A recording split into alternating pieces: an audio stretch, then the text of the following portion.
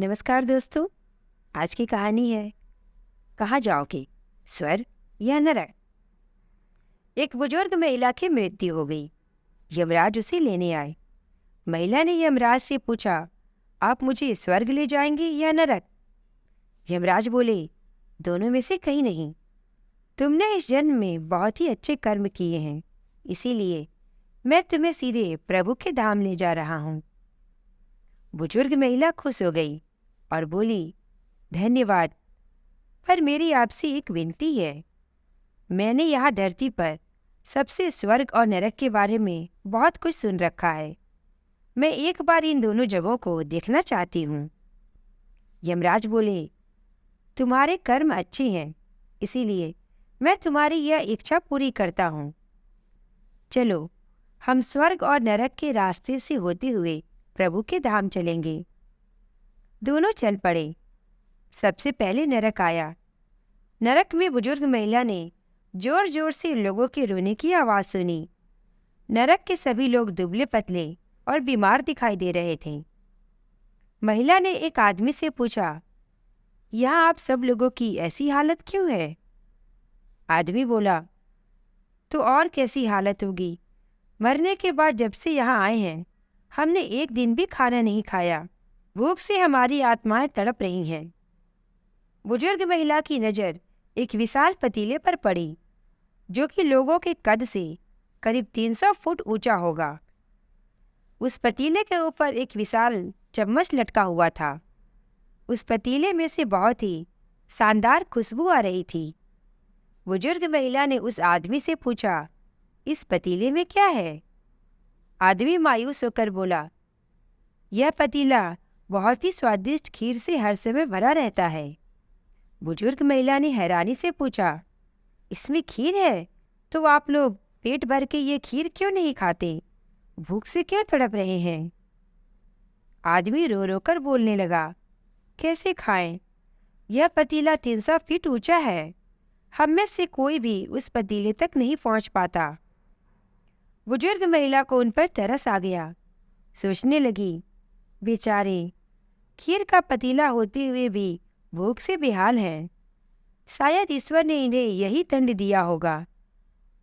यमराज बुजुर्ग महिला से बोले, चलो, हमें देर हो रही है। दोनों चल पड़े। कुछ दूर चलने पर स्वर्ग आया। वहां पर बुजुर्ग महिला को सबके हंसने और खिलखिलाने की आवाज़ सुनाई दी। सब लोग बहुत खुश दिखाई दे रहे थे। उनको खुश देखकर बुजुर्ग महिला भी बहुत खुश हो गई।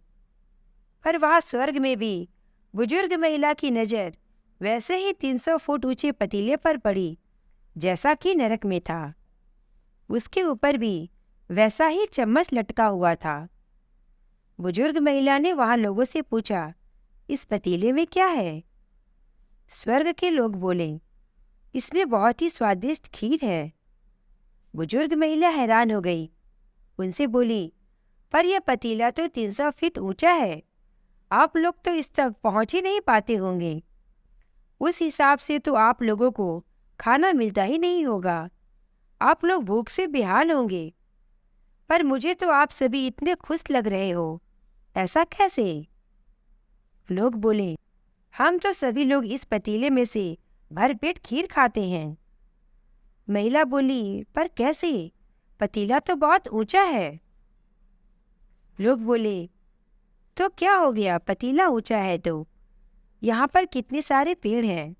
ईश्वर ने ये पेड़ पौधे, नदी, झरने हम मनुष्य के उपयोग के लिए ही तो बनाए हैं। हमने इन पेड़ों की लकड़ी ली, उसको काटा, फिर लकड़ियों के टुकड़ों को जोड़कर विशाल सीढ़ी का निर्माण किया।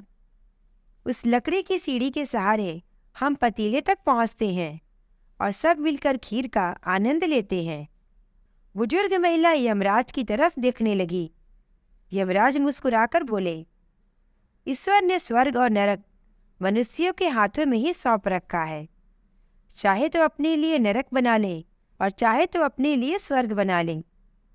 ईश्वर ने सबको एक समान हालातों में डाला है।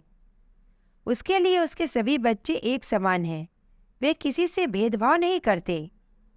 वहाँ नरक में भी पेड़ पौधे सब थे, पर वे लोग खुद ही आलसी हैं। उन्हें खीर हाथ में चाहिए। वो कोई कर्म करना नहीं चाहते, कोई मेहनत करना नहीं चाहते, इसीलिए सब भूख से बेहाल हैं। यही तो ईश्वर की बनाई इस दुनिया का नियम है। जो कर्म करेगा, मेहनत करेगा, उसी को मीठा फल खाने को मिलेगा। अर्थात स्वर्ग और नरक आपके हाथ में ही है। मेहनत करें, अच्छे कर्म करें और अपने जीवन को स्वर्ग बनाएं। कैसी लगी दोस्तों आपको यह कहानी? मुझे कमेंट करके ज़रूर बताएं। और अगर अच्छी लगी हो तो प्लीज़